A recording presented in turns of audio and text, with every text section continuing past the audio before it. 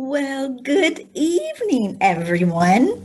Welcome to another exciting week in Parent Coterie. As always, these sessions will be recorded. You are never under any obligation to turn on your camera or make a verbal comment or anything if you don't want to. But these are interactive sessions, and I do invite you to join, participate. You can type in the chat box, you can write on the screen, all sorts of fun ways.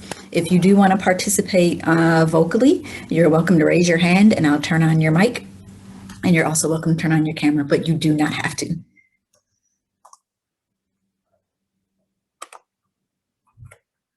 So, Parent Coterie, for those of you who may be new joining us tonight, it's simply a fancy way of saying it's a club for parents. And for tonight's topic, we're going to be talking about academic acceleration, speeding up things academically with our students.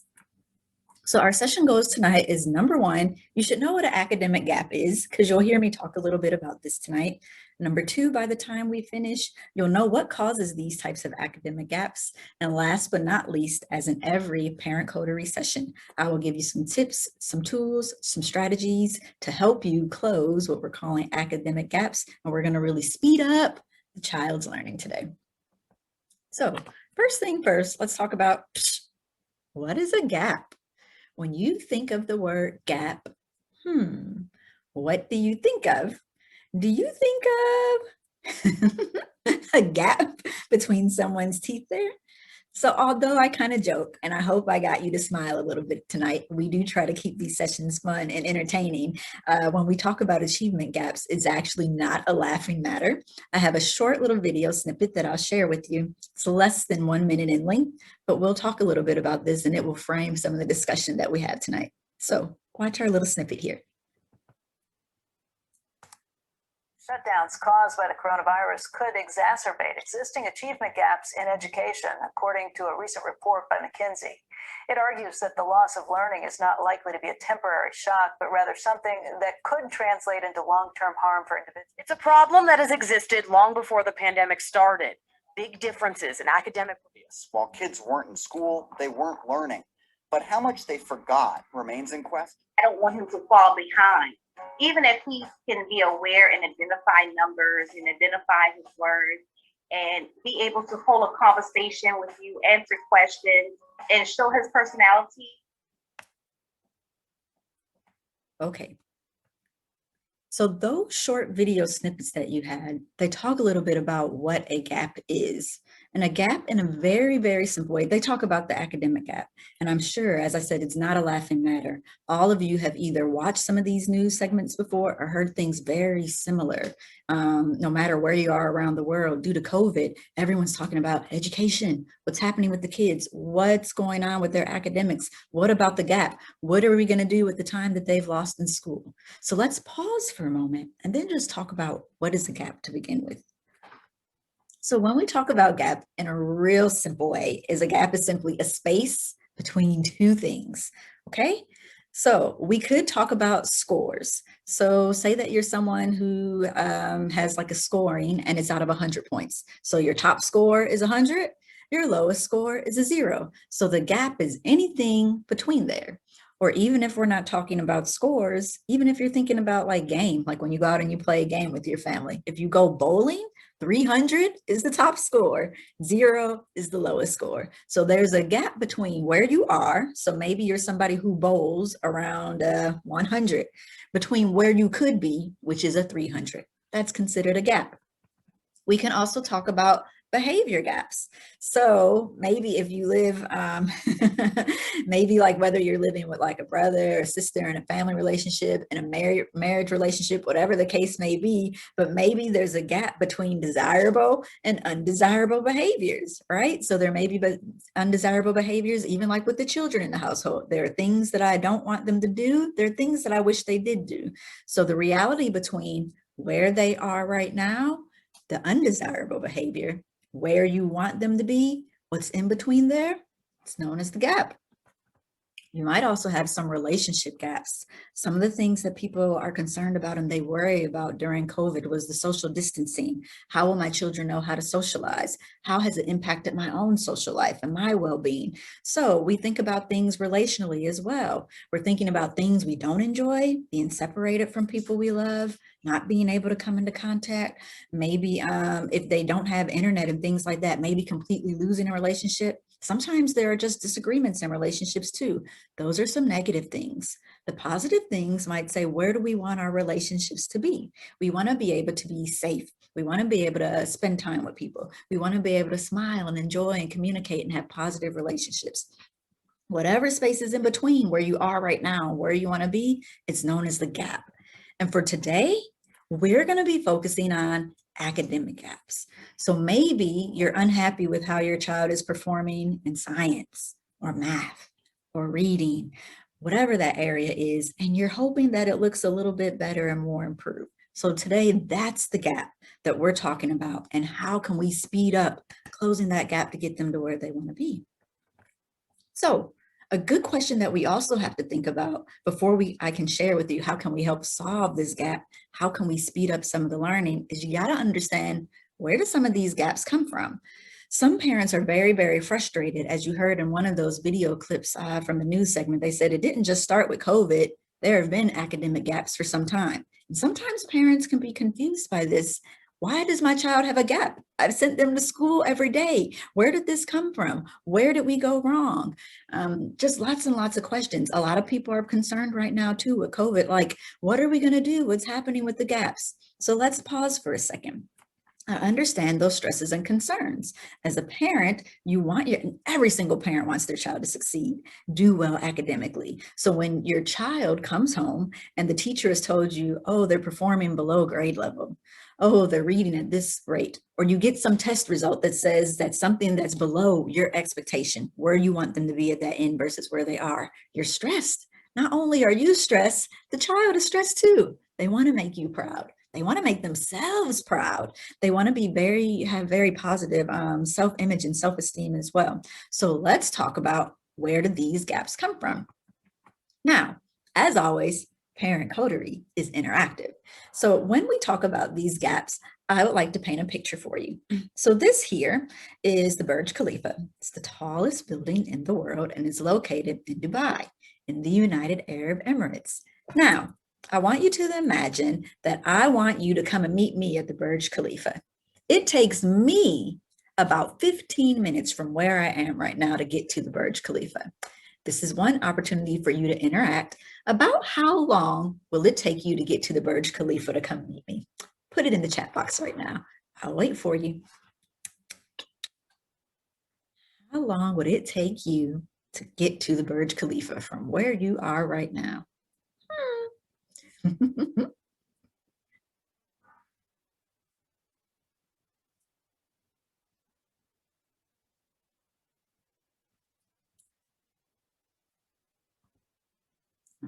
Right. Oh, one person's got about 25 minutes. Okay, it's taking you 25 minutes to get to the Burj Khalifa. Not too bad.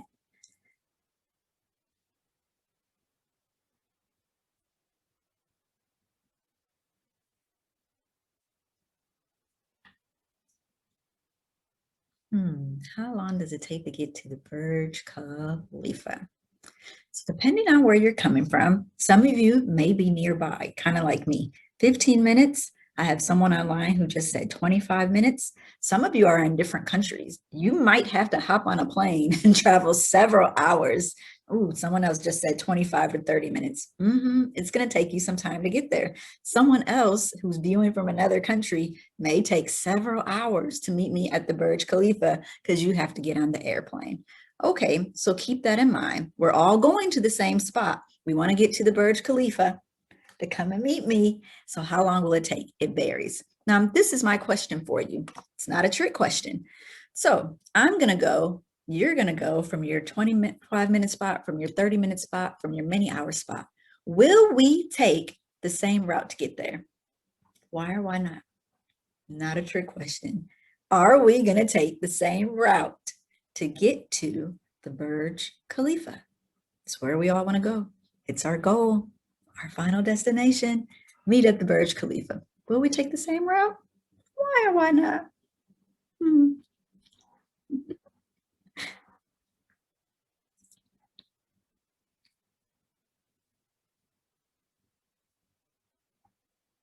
Will we take the same route to get to the Burj? We're at different destinations, so we're not going to take the same route. Great response here in the chat here. Absolutely. So we're not going to take the same route, and we're not going to take the same amount of time to get there. Someone else said it won't be the same way for everyone. Yep, you're absolutely right. It's not going to be the same direction for everyone, even though we want to get there. Now, in the same way, we're going to go back to our original question. What causes academic gaps? Number one, children start at different places. Some children start going to school as early as age 3. Some of them, you would even argue that it's before age 3. And a lot of your learning, some parents are very structured in their learning, and they start very, very early in the home as well, right? With very formal type of education.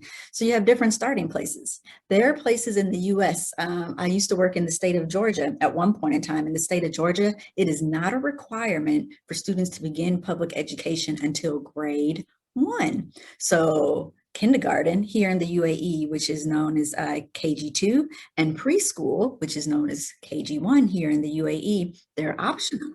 People do not have to join those. And so if you have kids starting at different ages, all the way from 2, 3, all the way up to 6, they're starting in really different locations. Another thing that might happen when you're trying to travel from one spot to the other is sometimes you have some unexpected challenges. I'll tell you one of my challenges when I'm trying to leave the house. I oftentimes cannot find my keys. I don't know why. I have the hardest time keeping up with my keys, but I'm planning to leave my house.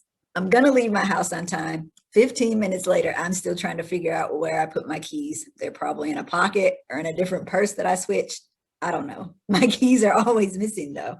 And so sometimes the same thing happens with children. So we thought we were and see, teachers are on schedules. They don't get to spend as long as they want in the classroom on a certain topic. They have to keep on moving, and it's part of the requirements within school districts and curriculums. So if your child happens to be on a particular topic, maybe it's a reading topic or a math topic and a science topic, and it's just taking you a little bit longer than everyone else to master that topic, the teacher has already moved on. So you have these unexpected challenges, and you can't get to your next destination until you've got that key from the last spot. So sometimes this causes an academic gap as well. And last but not least, another thing that causes academic gaps are things that are outside of our control.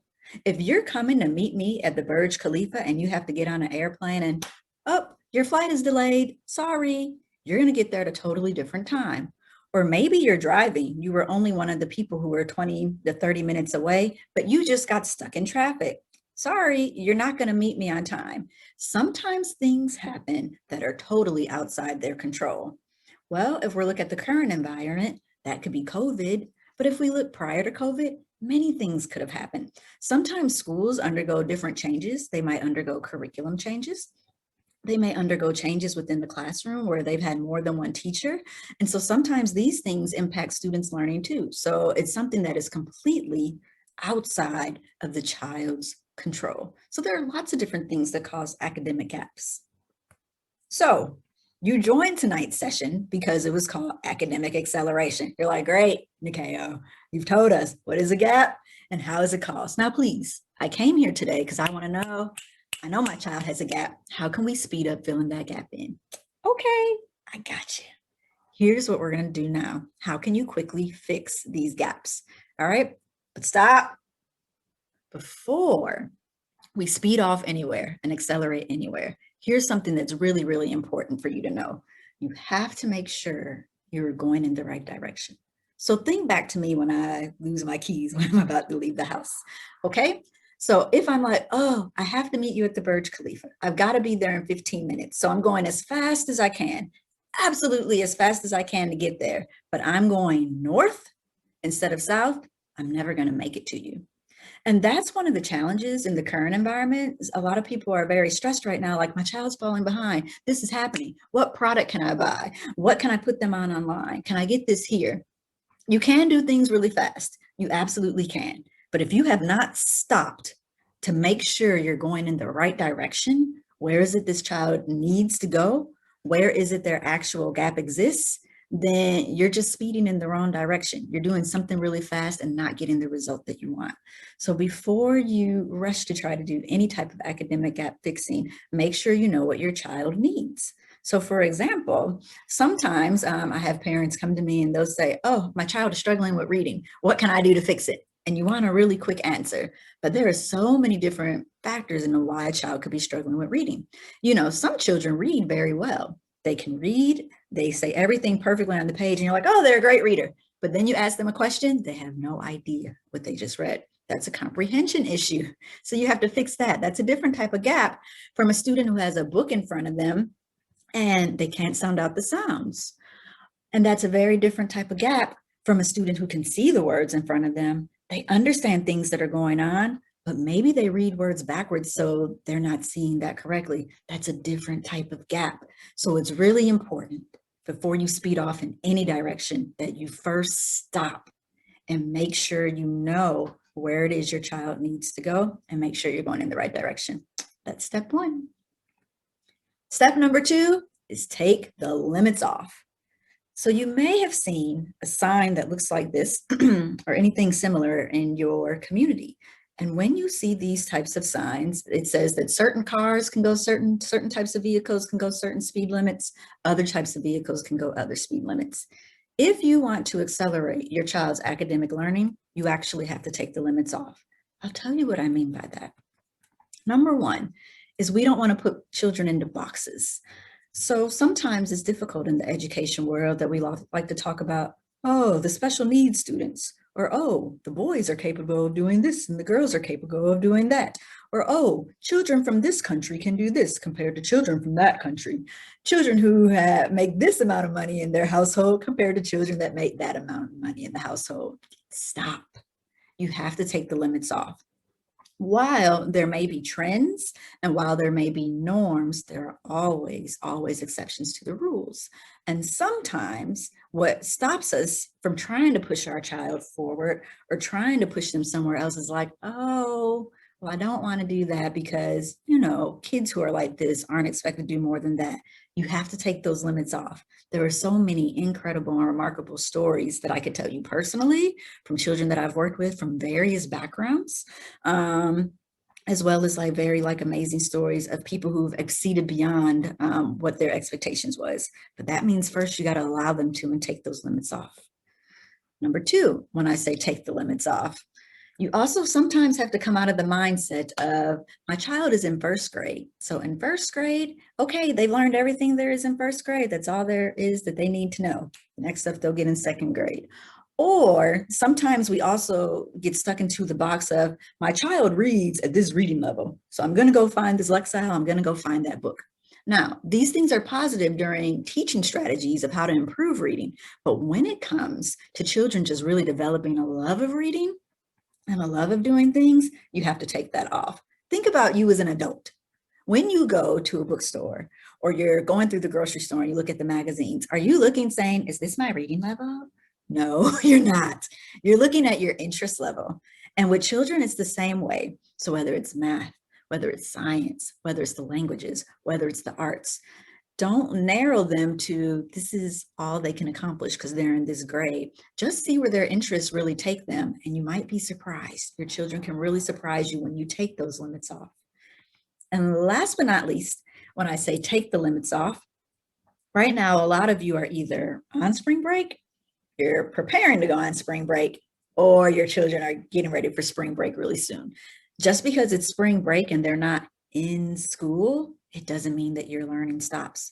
We have to take the limits off of where does learning occur? And it's not just behind the walls of a classroom, or if you're online learning through the digital learning time, or if you're a homeschool parent during the homeschooling hours. Okay, and so tonight what we're going to focus on when I help you, how can you accelerate your child's academics? I'm really going to focus on what can you do outside of the school environment, because I know that we have break times coming up, and so there'll be a lot of opportunities for you to try some of these things out and tell me how they go.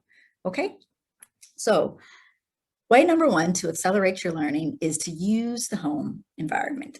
So what I've done today with the different activities that I'll share with you and ideas, these are all activities that are kind of common that families might be doing during these spring break times. And how can you make them times where you can really push their learning and get them to accelerate? So first, let's talk about the laundry. Does everyone online do laundry here today? Whether you do it at home or you go to a laundromat, laundry is occurring because people are changing clothes. So let's talk about some of the ways you can accelerate the home learning with something simple with laundry during your break. Okay, there's measurement. So one of the things that's really nice when kids are in school, they're learning about ways that they can measure, all right? So they have to think about capacity. How full can you make a washer or dryer? They also have to learn how to measure how much soap, detergent, fabric softener can you put in there. They're also learning about temperature. And these things can get them to think about different things like materials. Well, why is it I can put cotton at this temperature, it says, but the silk, we have to put it at a different temperature, or I can't put it in the water at all. Those are really great scientific discussions, and they're things that kids study in science about different materials and how they react. Your children can also practice some reading and following direction skills. Can they read the back of the box? Can they compare even when you're at the grocery store? Like, why would you choose this one over this one? Are there any ways that you can compare? What are the differences between the directions and how many steps it takes to use this type of detergent as opposed to this? Those are some interesting comparisons that they can do.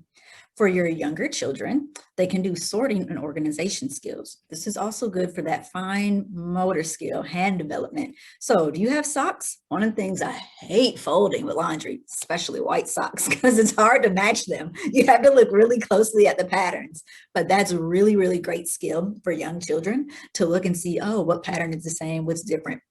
And even though it will take them a while, it's a little bit less laundry that you have to sort. So that's something fun that they can do is sorting. It's also fun for them to be able to sort like, okay, whose clothes goes where? So that's fun, sorting and organization skill. That's something that they learn. Time management. You can also challenge your children like, okay, how many loads of clothes do you think we can complete in this amount of time? That's mathematical thinking and time management skills as well. How much time do we need to wash everyone's laundry? How many loads would it be? Comparison and statistics. So if you really want to extend the learning exercise, you might have some fun children who enjoy science experiments and things like that. So maybe buy like 3 different types of detergent. Week 1, they should use the detergent and see what does the fabric feel like? How long does it keep the scent? How much did it cost? Week 2, use the other one, week 3, and then let them do some comparisons about that and share with you. So that it's using their higher order thinking skills, comparison, and statistic skills. So there you have all sorts of different subjects mingled into your home laundry. Idea number 2, everybody on here eats, right? So if you eat, then that means that you also have some fun opportunities at home during the break to accelerate the learning. Whether you have older children or younger children, you can do it in the kitchen. So measurement skills. Some students struggle a lot with fractions, and measurement skills are a great way to do comparisons. So is 1/2 bigger or smaller than 1/4? Let's look at the cup sizes. It's also a great way to talk about multiplying fractions. Okay, we need to double this recipe. How are we going to double the recipe? They can do some temperature checks here as well. So if you have an oven within your home and that it has the different temperature gauges on there, how much longer does it take to cook this if we cook it at a lower temperature compared to a higher temperature? So you might have questions about this. Why wouldn't we cook everything at a much higher temperature if it cooks quicker? Get them to get some higher order thinking questions there as well. You have fine motor skills if you're teaching them how to chop or sort or blend or what do you call it? Peel, like peel potatoes, different things. Those are fine motor skills, okay? Comparison, problem solving, and creativity skills. You can have a lot of fun with your kids with this, especially if you have like an artistic student or a student who likes numbers and math. Let them design a menu one day, right?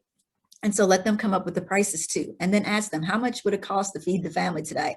Mommy says that she wants to order a sandwich today and a cold drink of water. How much does it cost me? The kids will really love coming up with the menu, coming up with the prices, and really being able to be creative and problem solvers there as well. You can also have fun making recipe cards with them, which is step-by-step instruction learning as well. Okay. All right, so number 2, how can we use the community to accelerate? While you're thinking about your spring break, you're probably going to be out and about a little bit as well. So, anybody got to go to the grocery store? We just talked about food again. This is a common experience for families, and there are so many ways that you can incorporate learning into your grocery shopping experience. So, organization and sorting skills. When you go to the grocery store, you can ask your younger children, what do you notice? What do you see on this aisle? So, oh, I see apples, I see grapes. What do we call all those things? I don't know. What are these called? They're called fruits. What is this called? How would you come up with these categories? Let the kids think about it, especially your ones who aren't reading yet. They can see categories and groups. And then later when they learn to read, you say, yes, the grocery store is organized. Do you see the signs here? So do you have a child and their handwriting drives you crazy? They can't spell. They're struggling with their spelling, their handwriting. Here's a fun way to get them involved and to practice their handwriting without them knowing it. So tell them you want their help. Kids love to help. They want to help out and be valuable in the household. I need your help. We're going to write out the grocery list. Tell them what you want on the grocery list. Make them write it. That's handwriting. Help them spell it if they're struggling. You're getting spelling practice within there as well. If your child speaks multiple languages, maybe one week you could do it in the home language, and second week you could do it in the other language as well. So that's a great way to practice their language skills as well. Weight, measurement, and estimation. So this could be something that's kind of fun too. When you take your kids to the grocery store, they're like, Mom, Dad, can you buy me some cookies? Can you get me this juice? Can you get me that? You can start challenging your children, and this gets them to accelerate their learning to get really sharp in their mind as well too. You can do lots of challenges with them. Okay, my challenge for you today is I'm going to go get 6 oranges. About how much do you think it will weigh? This gets their estimation skills going. One week they might be way off. Sorry, you didn't get it this week. Try again next week. They start learning the more that you go. Same thing with your addition and subtraction skills. Okay, you want the cookies today? Well, if you can tell mommy before we get to the cash register, how much are the groceries going to total to today? Those kids are going to be keeping up with everything that you pick up because they want their reward. Same thing. If your kid needs to practice subtraction skills, we only have $50 to spend today. So can you help Baba today? Like stay under $50. Like how can we do this? So help them do this, learn addition, subtraction, budgeting skills. They can compare and do statistics as well. So you might ask the children, okay, let's go down the cereal aisle. How many boxes of cereal did you notice have cartoons on them?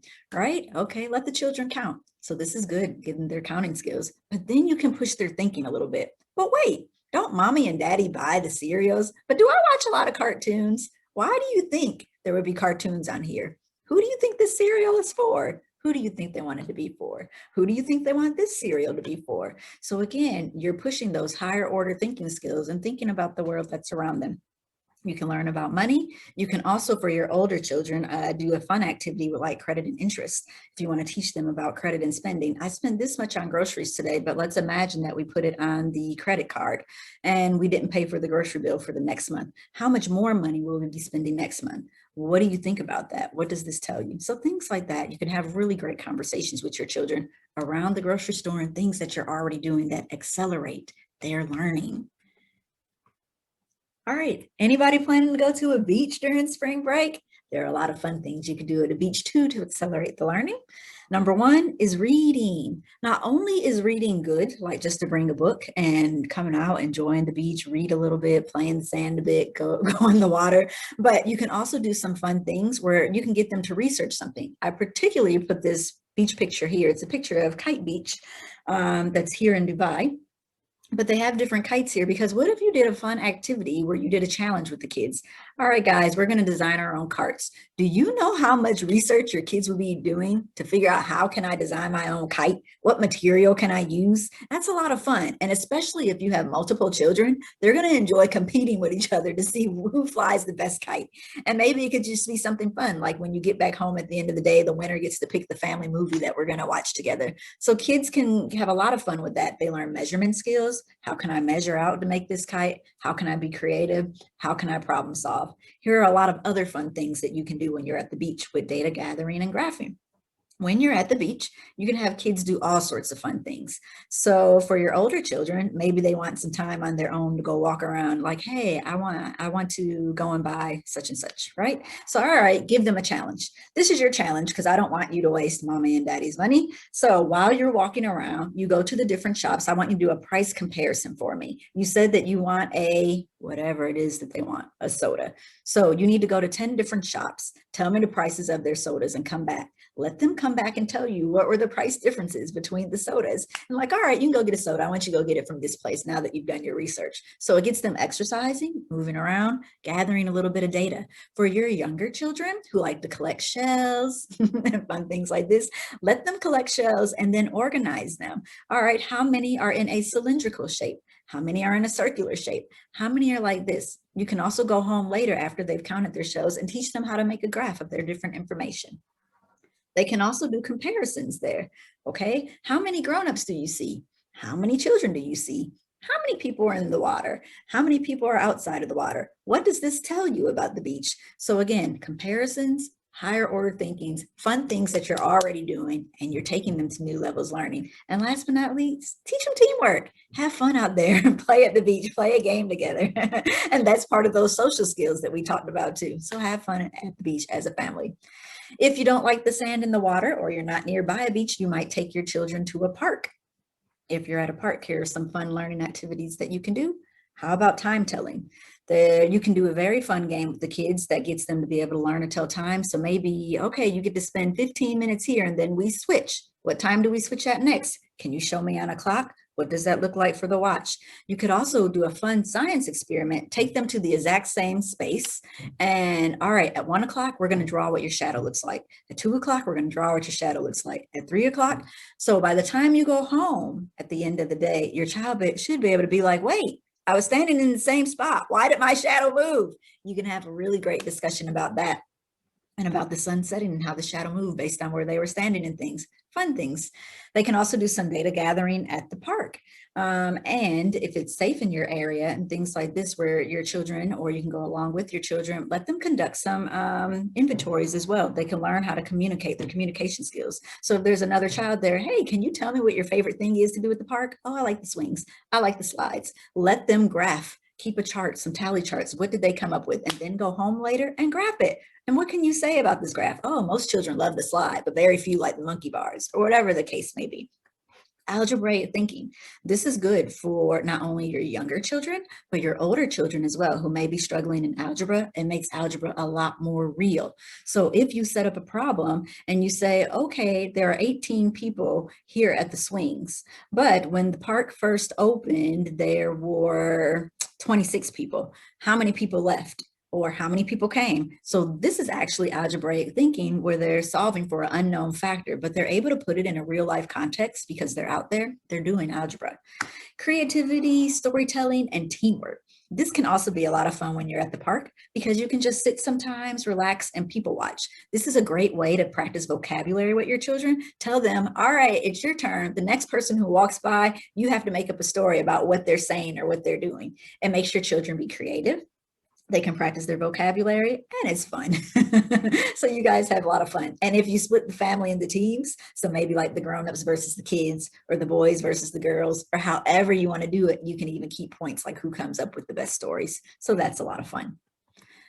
Last but not least, Parent Coterie is always designed for us to have a digital experience because this is modern day. And in modern day, we're using digital learning a lot. And so how can you use the digital learning to accelerate your child's learning as well?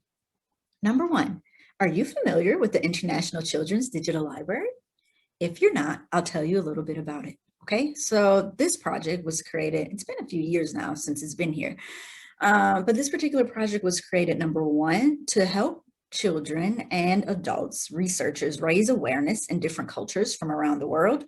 And so they specifically started selecting books. They got like the copyright permissions for them and everything that they could publish online that came from different cultures.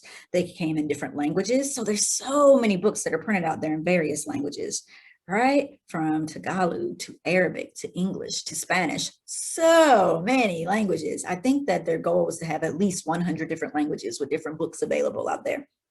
So if you have a younger child, it's nice to be able to pick up a book either in a language that they're comfortable with and then discuss it, right? Because all these books too, that was part of their project as well. They wanted people to have cultural discussions about them. They tried to pull books that were very authentic to a particular culture. So if you have younger children, they can discuss them or read it in a language that's comfortable to them. If you have older children, you might ask them to compare one culture to another. What did you notice about the books that were geared towards 5-year-olds from this country versus this country? So it's really good. The reading range, if you're thinking about ranges and are they able to read, it's targeted for kids ages 6 to 13 if they're actually wanting to read them. But if it's the research range, you could do it for any child. Okay. And that's just an example of one of the pages from the books out there. Okay. All right. So using the digital environment. So whether you are somebody, whether you yourself or your children or your spouse, whether you enjoy watching Keeping Up with the Kardashians or you enjoy watching Farouk Omar, you might be like, those are two completely, extremely different shows. And what does this have to do with learning? It has a lot to do with learning. So during the spring break time, we're usually doing things that we are relaxing, we're reclining, and you might feel like they're not learning. There are lots of opportunities to learn no matter what type of programming you watch. And it all comes from the type of dialogue that you have with your children. So if they're watching the Kardashians and you're like, oh, I can't believe we're watching the Kardashians, this is terrible. But have that discussion around that. So what interests you about this show? What did you think about when they did this? What does this say? What would you say that character value is? How do you feel about that? Now you're getting into some much richer discussions. You can also push some higher order thinking. Why do you think they did that? Do you think they did that because it's just for TV? That's how they do it? Or do they make money? Or do they get something from this? Same thing if you're watching Farouk Omar. How can you take other principles and how do they apply to today? Well, we watched this. It was a really great historical account or something there, but what could we incorporate? What did we learn from that today? And so you're enjoying something together. It's entertaining, but then you take the learning somewhere with it as well. And so let's recap before we wrap up today. Number one, when we talk about an academic gap, it's simply a space. It's a space between where a person is academically and where it is that you want them to be. Number two, when we talk about what causes a gap, it can be caused by various things. But think back to the Burj Khalifa. People start in different places. Sometimes you have challenges that hinder you from moving forward when you want to. Sometimes there are just things that are out of our control. It's the same way with children and their learning gaps, but they will eventually get there. Number three, before you try to fix any gap, stop and make sure that you're going in the right direction. Otherwise, you're just speeding somewhere and you're not getting to where you want to go still. You're just going really fast. Number two, take the limits off. I chose this picture because here it says speed limit is 30, but this person's going 35. That's probably me, probably even faster than the 35. But when it comes to academic acceleration, take those limits off. Your children can do anything if you take it off and you really believe in them. They believe in themselves too. They totally can. And last but not least, the learning does not have to be in a classroom, in a structured environment. You can accelerate at home, you can accelerate in your community, and you can accelerate in digital spaces. So for today's freebie, for all of you who joined today, you'll get a poster from me today that reminds you of what the gaps are caused by and some different steps that you can take to free them outside of the learning environment, because the whole world is your learning environment. As always, my favorite part of parent Coterie is always the Coterie confession, because the reason we join these calls is to be able to help parents. And so you're here because you need help, and I'm here to help you, and I am here to install confidence in you as well. So our confession today is we believe that all things are possible. So if you know that your child has a learning gap, it's okay. It's absolutely okay. It happens. And we've talked about how we can begin to close those gaps, and we've talked about why. But this is what I need you to believe and confess today. I believe I can help my child close their academic gaps. I need to hear you say it. Do you believe it? I believe I can help my child close their academic gaps. And I believe that for you too. You absolutely can help them close their gaps. Just got to know what direction to take them in, and you'll get there, no matter how long it takes or where they started from. All right, guys. So that brings us to the end of our program today.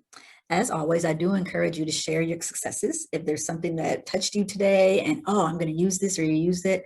Number one, you can like, comment, and share on our social media channels. Like, oh, this is really good. I need to share this with someone else. Number 2, you can also write a review on our Facebook or our Instagram page, like, hey, this is really good. Check out Parent Coterie. Like, this was helpful. And number 3, you can always invite a friend. Parent Coterie is always free. So I always welcome you to invite your friends to join us here every week.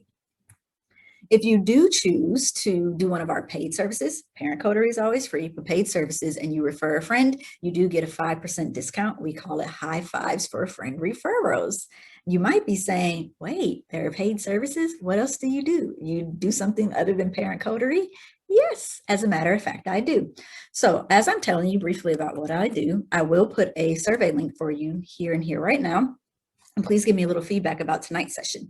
But I'll tell you other ways that I can help you close your students' academic labs. Me and my team. It's not just me. Number 1, there is consulting available. So if you need one-on-one support to talk about what's going on and you need a little bit of help from a consultant, this is available. I also have what's known as Caregiver College. Caregiver College is designed for parents, nannies, teachers, anyone who cares for children. It takes a blend of the academic component and it puts your wellness component in there as well. So how can we push our kids forward academically and thinking about their well-being too? Number 2, if you have children who are struggling with reading or writing, or non-readers or writers, or you just want to improve their reading skills, we do have tutoring services available.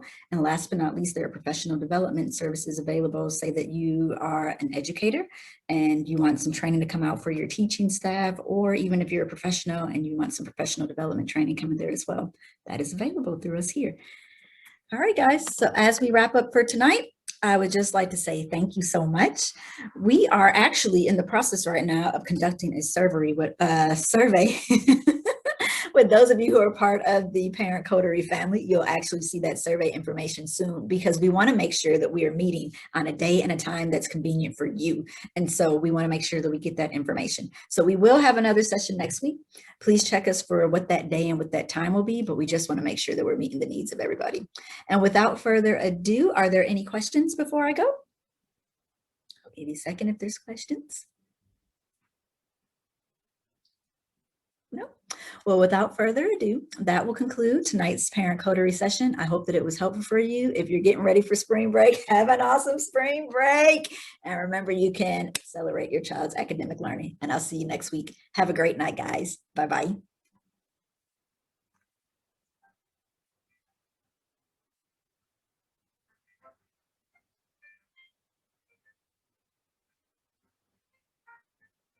Bye, Salama. Thank you, too. Bye-bye. Sama.